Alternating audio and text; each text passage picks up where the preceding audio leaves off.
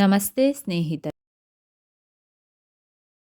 ಪವಡಿಸು ಪರಮಾತ್ಮ ಶ್ರೀ ವೆಂಕಟೇಶ,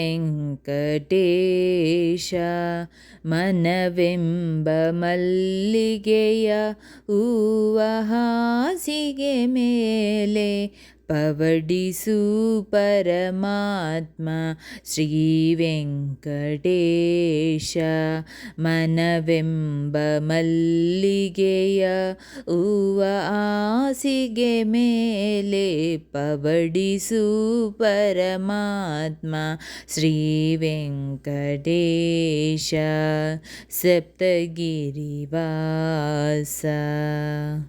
ರಾಮನಿಗೆ ಕೌಸಲ್ಯ ಲಾಲಿ ಹಾಡಿದ ರೀತಿ, ಅನಸೂಯೆ ಜೋಗುಳವ ಹಾಡಿನಲಿದ ರೀತಿ. ರಾಮನಿಗೆ ಕೌಸಲ್ಯ ಲಾಲಿ ಹಾಡಿದ ರೀತಿ, ಅನಸೂಯೆ ಜೋಗುಳವ ಹಾಡಿನಲಿದ ರೀತಿ. ರಾಮನಿಗೆ ಕೌಸಲ್ಯ ಲಾಲಿ ಹಾಡಿದ ರೀತಿ, ಅನಸೂಯೆ ಜೋಗುಳವ ಹಾಡಿನಲಿದ ರೀತಿ. ನಿನ್ನ ಮಹಿಮೆಯ ಪಾಡಿ ಪಾದ ಸೇವೆಯ ಮಾಡಿ, ನಿನ್ನ ಮಹಿಮೆಯ ಪಾಡಿ ಪಾದ ಸೇವೆಯ ಮಾಡಿ. ನಿನ್ನ ಮಹಿಮೆಯ ಪಾಡಿ ಪಾದ ಸೇವೆಯ ಮಾಡಿ. ಧನ್ಯನಾಗುವೆನೆಂದು ಕರುಣಿಸೋ ದಯ ಮಾಡಿ, ಧನ್ಯನಾಗುವೆನೆಂದು ಕರುಣಿಸೋ ದಯ ಮಾಡಿ. ಪವಣಿಸು ಪರಮಾತ್ಮ ಶ್ರೀ ವೆಂಕಟೇಶ, ಮನವೆಂಬ ಮಲ್ಲಿಗೆಯ ಹೂವ ಹಾಸಿಗೆ ಮೇಲೆ ಪವಡಿಸು ಪರಮಾತ್ಮ ಶ್ರೀ ವೆಂಕಟೇಶ, ಮನವೆಂಬ ಮಲ್ಲಿಗೆಯ ಹೂವ ಹಾಸಿಗೆ ಮೇಲೆ ಪವಡಿಸು ಪರಮಾತ್ಮ ಶ್ರೀ ವೆಂಕಟೇಶ, ಸಪ್ತಗಿರಿವಾಸ.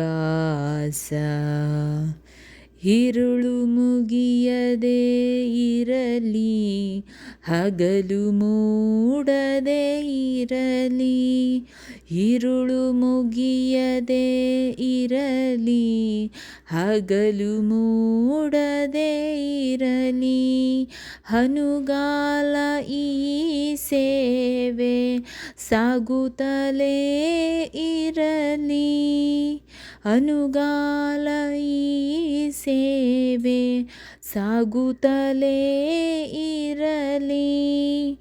ഇരുಳು ಮುಗಿಯದೆ ಇರಲಿ, ಹಗಲು ಮೂಡದೆ ಇರಲಿ. ಭಕ್ತಿ ಅರಿತವನಲ್ಲ ಮುಕ್ತಿಯೂ ಬೇಕಿಲ್ಲ, ಭಕ್ತಿ ಅರಿತವನಲ್ಲ ಮುಕ್ತಿಯೂ ಬೇಕಿಲ್ಲ. ಭಕ್ತಿ ಅರಿತವನಲ್ಲ ಮುಕ್ತಿಯೂ ಬೇಕಿಲ್ಲ.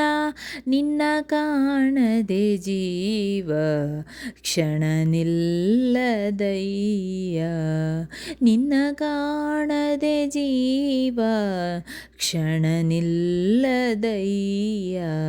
ಪವಡಿಸು ಪರಮಾತ್ಮ ಶ್ರೀ ವೆಂಕಟೇಶ, ಮನವೆಂಬ ಮಲ್ಲಿಗೆಯ ಹೂವ ಹಾಸಿಗೆ ಮೇಲೆ ಪವಡಿಸು ಪರಮಾತ್ಮ ಶ್ರೀ ವೆಂಕಟೇಶ ಸಪ್ತಗಿರಿವಾಸ ಶ್ರೀ ವೆಂಕಟೇಶ ಸಪ್ತಗಿರಿವಾಸ ಶ್ರೀ ವೆಂಕಟೇಶ ಸಪ್ತಗಿರಿವಾಸ.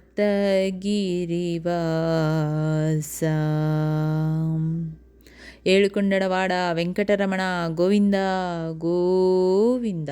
ಆಪತ್ ಬಾಂಧವ ಅನಾಥ ರಕ್ಷಕ ಗೋವಿಂದ ಗೋವಿಂದ ಗೋವಿಂದ ಗೋವಿಂದ. ತಿರುಪತಿ ಹಿಂದೂ ಧರ್ಮದ ಪವಿತ್ರ ಕ್ಷೇತ್ರಗಳಲ್ಲೊಂದು. ಈ ಕ್ಷೇತ್ರವನ್ನು ಭೂವೈಕುಂಠ ಎಂದು ಕರೆಯಲಾಗುತ್ತದೆ. ತಿರುಪತಿಯು ಆಂಧ್ರಪ್ರದೇಶದ ಚಿತ್ತೂರು ಜಿಲ್ಲೆಯಲ್ಲಿದೆ. ಇಲ್ಲಿರುವ ವೆಂಕಟೇಶ್ವರ ದೇವಾಲಯವು ಜಗತ್ತಿನಲ್ಲಿಯೇ ಅತಿ ಹೆಚ್ಚು ಆದಾಯವಿರುವ ದೇವಾಲಯವೆಂದು ಪರಿಗಣಿಸಲಾಗಿದೆ.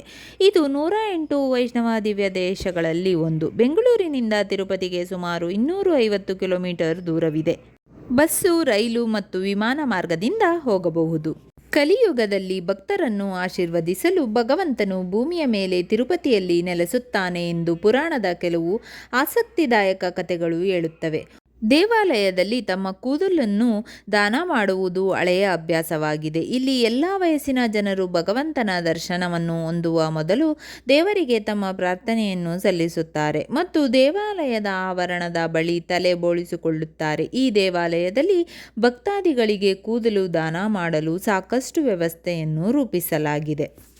ತಿರುಮಲ ತಿರುಪತಿ ದೇವಸ್ಥಾನವನ್ನು ಭೂಲೋಕದ ವೈಕುಂಠವೆಂದು ಕರೆಯಲಾಗುತ್ತದೆ.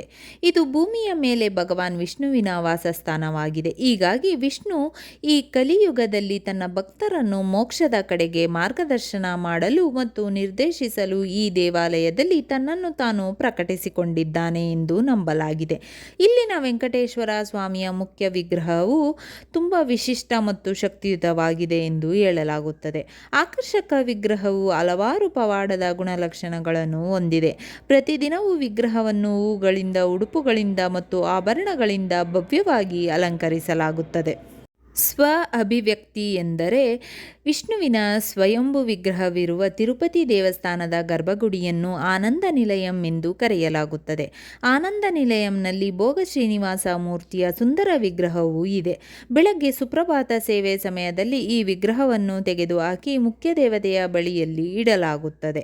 ತಿರುಪತಿ ಬಾಲಾಜಿ ದೇವಾಲಯದ ನಿರ್ಮಾಣವು ಕ್ರಿಸ್ತಶಕ 300ರಲ್ಲಿ ಆರಂಭವಾಯಿತು. ಅನೇಕ ಚಕ್ರವರ್ತಿಗಳು ಮತ್ತು ರಾಜರು ಕಾಲಕಾಲಕ್ಕೆ ಅದರ ಅಭಿವೃದ್ಧಿಗೆ ನಿಯಮಿತವಾಗಿ ಕೊಡುಗೆಗಳನ್ನು ನೀಡಿದ್ದಾರೆ. 18ನೇ ಶತಮಾನದ ಮಧ್ಯಭಾಗದಲ್ಲಿ ಮರಾಠ ಜನರಲ್ ರಾಘೋಜಿ ಹೈ ಭೋನ್ಸಲೆ ದೇವಾಲಯದ ವಿಚಾರಣೆಯನ್ನು ನಿರ್ವಹಿಸಲು ಒಂದಿಷ್ಟು ಜನರನ್ನು ಆಯ್ಕೆ ಮಾಡಿಕೊಳ್ಳುತ್ತಾರೆ. ಈ ನಿರ್ಣಯ ಮತ್ತು ಯೋಜನೆಯು 1933ರಲ್ಲಿ ಟಿಟಿಡಿ ಕಾಯ್ದೆಯ ಮೂಲಕ ಅಭಿವೃದ್ಧಿಪಡಿಸಿದ ತಿರುಮಲ ತಿರುಪತಿ ದೇವಸ್ಥಾನದ ಸೃಷ್ಟಿಗೆ ಕಾರಣವಾಗುತ್ತದೆ.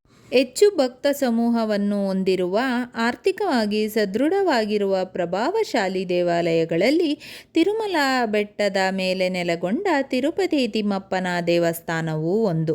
ತಮ್ಮ ಇಚ್ಛೆಯನ್ನು ಈಡೇರಿಸಿಕೊಳ್ಳುವುದಕ್ಕಾಗಿ ಲಕ್ಷಾಂತರ ಭಕ್ತರು ಈ ದೇವಾಲಯಕ್ಕೆ ಬರುತ್ತಾರೆ. ಪದ್ಮಾವತಿ ದೇವಸ್ಥಾನವು ಪದ್ಮಾವತಿ ದೇವಿಗೆ ಅಥವಾ ವೆಂಕಟೇಶ್ವರನ ಪತ್ನಿಯಾದ ಅಲಮೇಲಮ್ಮನಿಗೆ ಸಮರ್ಪಿತವಾದ ದೇವಾಲಯವಾಗಿದೆ. ಈ ದೇವಾಲಯವು ಭಾರತದ ಆಂಧ್ರಪ್ರದೇಶದ ತಿರುಪತಿ ಜಿಲ್ಲೆಯ ತಿರುಪತಿಯ ತಿರುಚೂರಿನಲ್ಲಿ ನೆಲೆಗೊಂಡಿದೆ. ಈ ದೇವಾಲಯವು ತಿರುಮಲ ತಿರುಪತಿ ದೇವಸ್ಥಾನದ ಆಡಳಿತದಲ್ಲಿದೆ. ಇಷ್ಟವಾದಲ್ಲಿ ಲೈಕ್, ಶೇರ್ ಅಂಡ್ ಕಮೆಂಟ್ ಮಾಡಿ. ಮುಂದಿನ ವಿಡಿಯೋಸ್ಗಳಿಗಾಗಿ ಚಾನಲ್ ಅನ್ನು ಸಬ್ಸ್ಕ್ರೈಬ್ ಮಾಡಿ. ಧನ್ಯವಾದಗಳು.